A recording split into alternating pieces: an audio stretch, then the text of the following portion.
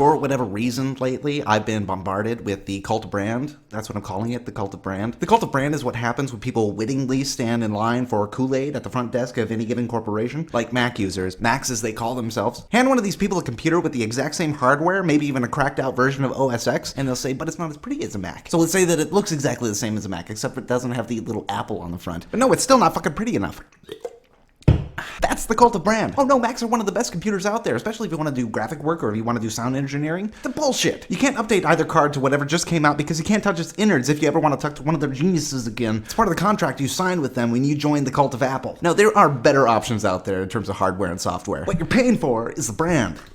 Here's a question for you. Who makes the best sound systems? Bose, right? Everybody says that. Last weekend I went shopping for a pair of headphones because I'm trying my hand at dubstep. Went to a music store, but they didn't have anything good enough because I saw this pair of Sennheisers on Amazon that with a range of 8 hertz to 25 kilohertz. So I wanted something comparable to that. We ended up at Micro Center because they usually have pretty good deals. And past the Mac section, they've like cornered it off away from all of the PCs because you don't want to touch those. They're way too fucking ugly. I found a pair of Panasonics with a range of 7 hertz to 22 kilohertz. And yes, there's a margin of error in that, I know, but the online reviews agree with it, so there you go. So just to make sure that I was done shopping, I went and found a guy and asked him if this was the best pair of headphones that they had, and he said, no, the best pair of headphones we have is Bose. Everybody says that. And I say, well, I guess I gotta check out Bose. What are the specs? Because I needed to have something comparable to 7 hertz like these. And we went online and we looked for the specs, and we couldn't find them after 10 minutes, and the guy got really upset with me, so I called Bose. And the Bose guy tells me, yeah, we don't publish that information. Well, that explains why I can't find it. But I still gotta know the frequency response because I need something with lows comparable to 7 hertz. The guy tells me that I don't need that because it's way below what we can hear. I say, man, I'm making dubstep. Some sounds are made to be felt. And if your speakers can't make that sound, I can't feel it. So I don't need the specs. All I need from you is a yes or no answer if your speakers can pump out a sound at 7 hertz or anything comparable. So he says, hold on, I'll put you on the phone with one of our technicians. So I go through the whole thing again. I need to know if your lows have headphones comparable to 7 hertz.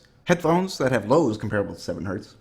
He says, why would you need that? You can't hear that though. Fuck. I'm not kidding. He actually said this. We don't publish specifications because some companies use that for marketing. You know, I'm awful glad that's true, so, I can tell what I'm buying when I buy from them. Imagine that! What if some food company didn't publish how much fat was in their product? Oh, we don't do that. Some companies use how much fat is in their food as a selling point. He finally told me, based on the hardware, no. Okay, thank you for your time. And I bought the Panasonics. So the point of that story is, why is Bose the best? The hardware sucks, so much so that they're ashamed to publish the specifications, and they're fucking expensive. Cult of brand! Oh, and devotees will default to the comfort of the headphones. It's really comfortable. It's great. Great! I'll get a shitty boombox and a really, really nice couch, and I'll have you sit down and listen to distorted music. It'll be the best listening experience of your life. Look, I'll give you the comfort thing because they're pretty comfortable, but all that means is that Bose are the makers of the best pillows you'll ever wear on your head. It means dick to me! I want to make dubstep! I need to feel what I can't hear!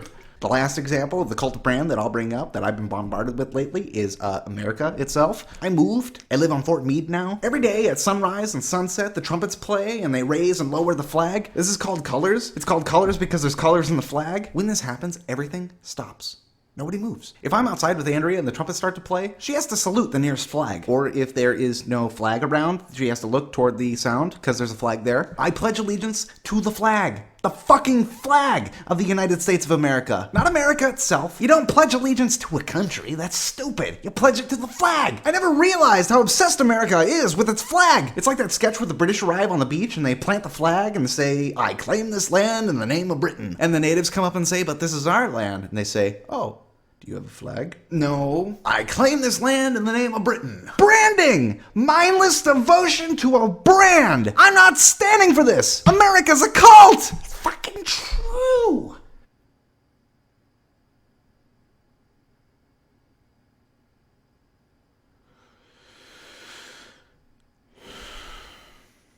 I'm tired.